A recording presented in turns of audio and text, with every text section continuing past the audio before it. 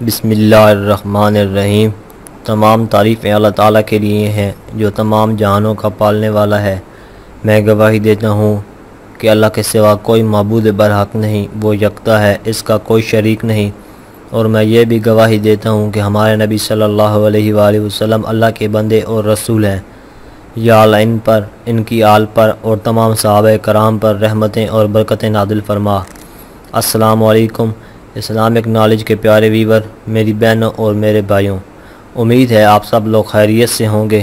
آج ہم آپ کو بتائیں گے کہ استغفار کی اہمیت کیا ہے، استغفار کی فضیلت کیا ہے، استغفار سے کیا فوائد حاصل ہوتے ہیں، اور یہ سب ہم قرآن سنت کی روشنی میں بتائیں گے۔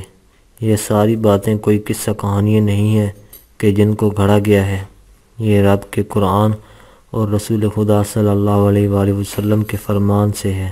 پیارے دوستوں، ویڈیو کا آغاز کرنے سے پہلے آپ سے التماس ہے کہ اگر آپ نے ابھی تک ہمارے چینل کو سبسکرائب نہیں کیا تو اب کر لیں، اور ساتھ میں دیے گئے بیل کے بٹن کو ضرور پریس کریں تاکہ نئے آنے والی ہر ویڈیو کا نوٹیفیکیشن آپ کو وقت پر ملتا رہے۔ پیارے دوستوں، سب سے پہلے ہم آپ کو بتائیں گے کہ استغفار کا اللہ تعالیٰ نے کہاں کہاں ذکر کیا ہے۔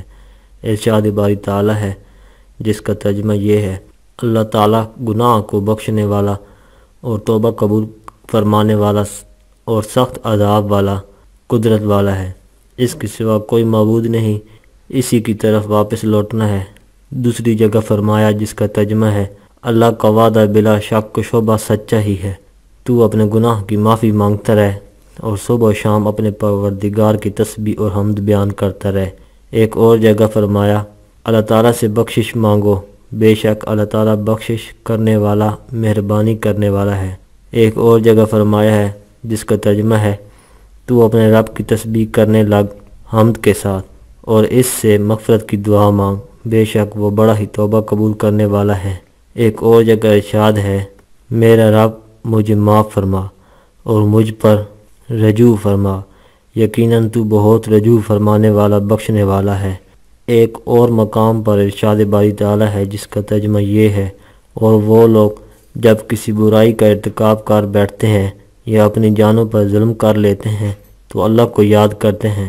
ارشاد باری تعالیٰ ہے جس کا ترجمہ ہے: اور اللہ تعالیٰ اپنی موجودگی میں ان کو عذاب دینے والا نہیں ہے، اور اسی طرح اللہ تعالیٰ ان کو عذاب نہیں دیتا جبکہ وہ بخشش مانگنے والے ہوں۔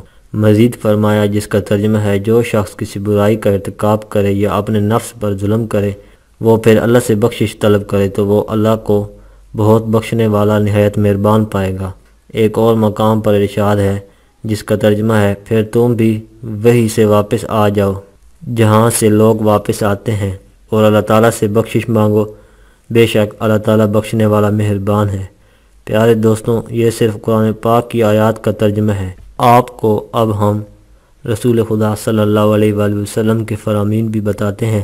پیارے دوستوں، مسلم شریف کی روایت میں حضرت عائشہ رضی اللہ عنہا فرماتی ہیں کہ سورہ نصر میں جو یہ آیت ہے: فسبح بحمد ربک واستغفرہ انہ کان توابا، اس آیت کے نزول کے بعد نبی کریم صلی اللہ علیہ وآلہ وسلم اپنی ہر نماز میں سبحانک اللہم و بحمدک اللہم اغفر لی پڑھا کرتے تھے، اور قرآن پر عمل کرتے ہوئے اپنے رکوع اور سجود میں کثرت سے یہی الفاظ دہراتے تھے: سبحانک اللہم و بحمدک اللہم اغفر لی۔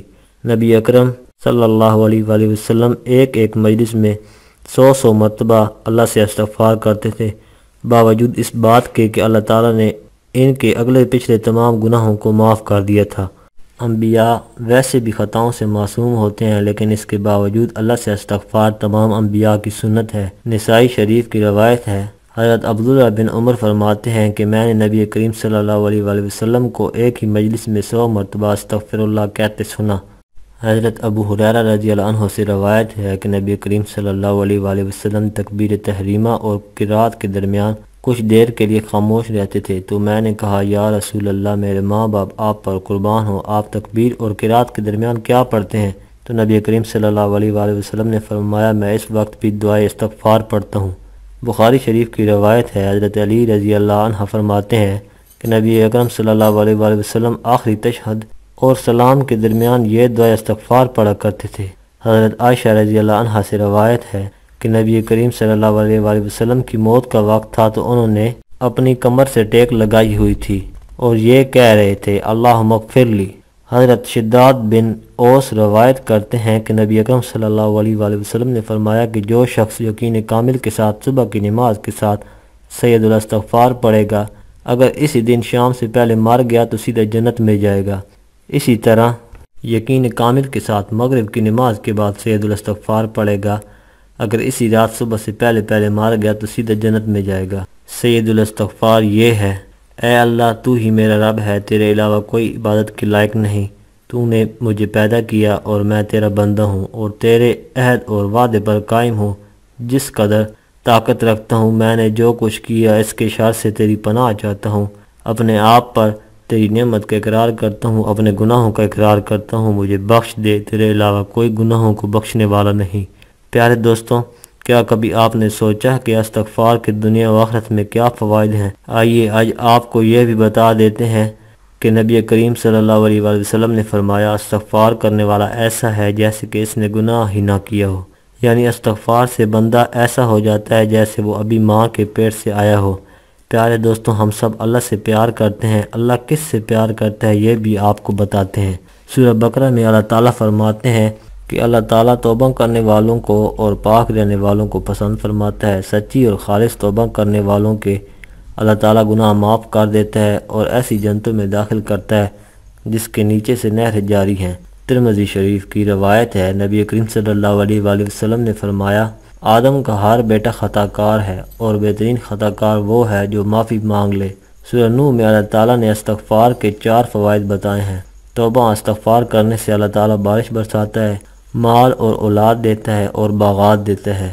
نبی کریم صلی اللہ علیہ وآلہ وسلم کا فرمان ہے کہ اللہ تعالیٰ نے فرمایا ہے اے آدم کے بیٹے، جب تک تو مجھ سے دعا کرتا رہے گا اور اپنے گناہوں کی معافی طلب کرتا رہے گا میں تیرے گناہ معاف کرتا رہوں گا۔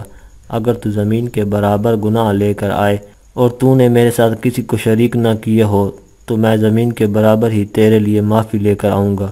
میری پیاری بہنوں کے لیے بھی نبی اکرم صلی اللہ علیہ وآلہ وسلم کا ارشاد ہے، نبی کریم صلی اللہ علیہ وآلہ وسلم نے فرمایا کہ میں نے جہنم میں اکثریت عورتوں کی دیکھی ہے۔ کسی عورت نے وجہ پوچھی تو آپ صلی اللہ علیہ وآلہ وسلم نے فرمایا تم لعن طعن زیادہ کرتی ہو، تم نعمتوں کی ناشکری کرتی ہو۔ آپ صلی اللہ علیہ وآلہ وسلم کا ارشاد ہے کہ اللہ تعالیٰ رات کو اپنا ہاتھ پھیلاتا ہے تاکہ جس شخص نے دن میں گناہ کیے ہوں وہ رات میں اللہ تعالیٰ کی طرف پلٹ آئے، اور صبح دن میں بھی اپنا ہاتھ پھیلاتا ہے کہ رات میں اگر کسی نے گناہ کیا ہو تو دن میں اپنے رب کی طرف پلٹے اور گناہوں کی معافی مانگے۔ ترمذی شریف میں روایت ہے کہ نبی اکرم صلی اللہ علیہ وآلہ وسلم نے فرمایا کہ بندہ جب گناہ کرتا ہے تو اس کے دل پر ایک سیاہ نقطہ لگ جاتا ہے اور اگر وہ توبہ کرے تو وہ سیاہی اس کے دل سے دور کر دی جاتی ہے، اور اگر توبہ کی بجائے گناہ پر گناہ کیے جاتا ہے تو سیاہی بڑھتی چلی جاتی ہے حتیٰ کہ پورا دل سیاہ ہو جاتا ہے۔ ترمذی شریف کی روایت ہے، نبی اکرم صلی اللہ علیہ وآلہ وسلم نے فرمایا 2 وقت ایسے ہیں جب توبہ قبول نہیں ہوتی، ایک جب تک نزاع کی حالت پیدا نہیں ہو جاتی یعنی روح کا جسم سے نکل کر گلے تک آ جانا، اور سورج مشرق کی بجائے مغرب سے طلوع ہونا۔ جن بھائیوں کے ماں باپ فوت ہو گئے ہیں ان کو چاہیے کہ وہ اپنے والدین کے لیے بھی استغفار کریں۔ استغفار کا ایک مردے کو کیا فائدہ ہوتا ہے؟ حدیث پاک میں ہے اللہ تعالیٰ جنت میں آدمی کا درجہ بلند فرماتا ہے۔ آدمی عرض کرتا ہے یا اللہ یہ درجہ مجھے کیسے ملا؟ اللہ تعالیٰ فرماتا ہے کہ تیرے بیٹے نے تیرے لیے استغفار کیا۔ جن بھائیوں اور بہنوں کے والدین اس دنیا سے چلے گئے ہیں ان کو چاہیے کہ وہ استغفار کثرت سے کریں۔ جن کے پاس مال و دولت نہیں ہے یا اولاد نہیں ہے ان کو چاہیے کہ وہ بھی کثرت سے استغفار کریں۔ جن کے گناہ زیادہ ہیں اور وہ زندگی سے مایوس ہیں وہ بھی معافی مانگیں اور پاک صاف ہو جائے۔ اللہ تعالیٰ منتظر ہے، ہمیں رب کی طرف لوٹنا ہے، اس سے پہلے کہ وہ خود بلائے ہمیں پہلے ہی اس کی طرف لوٹ جانا چاہیے۔ آج کی یہ ویڈیو اگر آپ کو اچھی لگے تو ویڈیو کو لائک اور شیئر ضرور کریں، اپنی رائے کا اظہار کمنٹ میں کریں۔ آپ سے گزارش ہے کہ اگر آپ نے ابھی تک ہمارے چینل کو سبسکرائب نہیں کیا تو اب کر لیں اور ساتھ میں دیے گئے بیل کے بٹن کو ضرور پریس کریں تاکہ نئی آنے والی ہر ویڈیو کا نوٹیفیکیشن آپ کو وقت پر ملتا رہے۔